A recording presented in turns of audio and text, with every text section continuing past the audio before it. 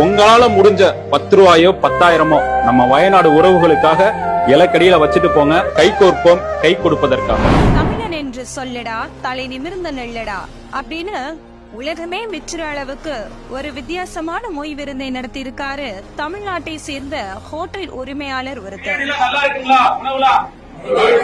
ஒரு விருந்து ஏற்பாடு மாதிரி இருக்கா?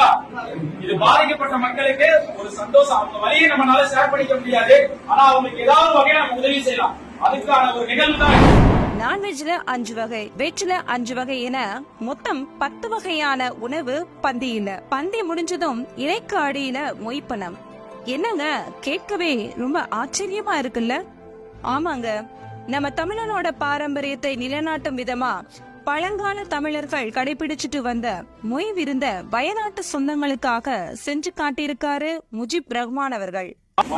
எல்லாருமே நமக்கான விருந்த